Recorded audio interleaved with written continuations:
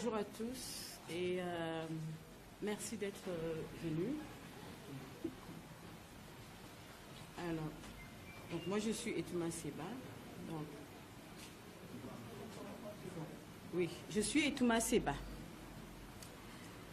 Depuis avant-hier, donc nous avons appris par des journaux que le procureur de la République faisait appel à la décision de la justice concernant l'audience qui s'était passée précédemment le mardi quelle date? Le mardi précédent en tout cas, le mardi.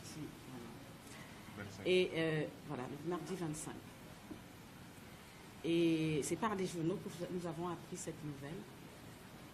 Et nous attendions en fait une convocation pour une nouvelle audience. Et hier matin, Kémy avait donc des interviews qu'il préparait justement avec son équipe. Nous étions vraiment dans l'atmosphère familiale. Et quelques minutes avant le repas, ils ont sonné à la porte et j'ai reconnu des personnes de la DIC. Tout de suite, je lui ai prévenu, je lui ai dit que il y a des personnes de la DIC. Et donc, voilà, ils sont rentrés dans la maison, ils ont envahi l'espace en quelques minutes, ils ont demandé son passeport, donc j'ai à peine eu le temps d'informer l'avocat. L'avocat était très surpris. Il m'a dit, normalement, ils ne doivent pas l'amener, ils doivent lui signifier quelque chose. Mais je lui ai dit, là, ça y est, il est dans la voiture. J'ai demandé si je pouvais les suivre au commissariat. Ils ont dit non. Donc, nous, on a pris donc le taxi qui suivait rapidement pour les poursuivre à Djipol. Et arrivé à Djipol, nous étions en train d'attendre à l'extérieur. Ils ne nous donnaient toujours pas d'informations.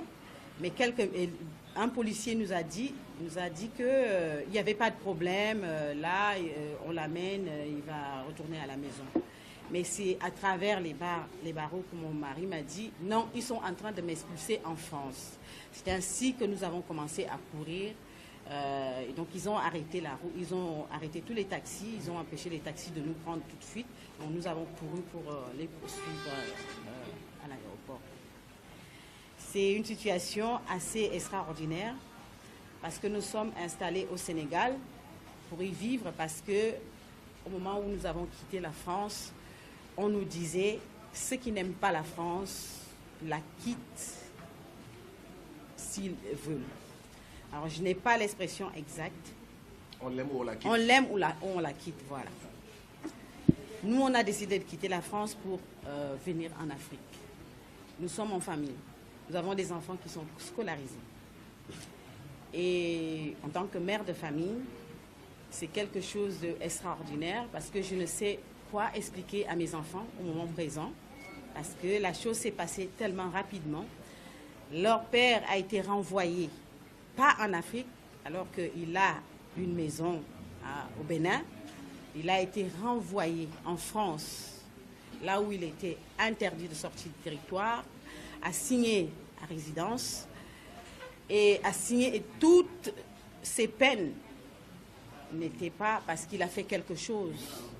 Il a juste voulu conscientiser les Africains qui vivent en France, les Africains qui vivent en Afrique du danger que nous vivons tous les jours. Et ça, c'est le délit de mon époux. Là, aujourd'hui, je suis dans une situation où je me pose la question, que dire aux enfants? Que faire? Comment s'organiser? Ils ne m'ont pas expulsé. Ils n'ont pas expulsé les enfants. Donc, ils ont enlevé le membre principal de la famille.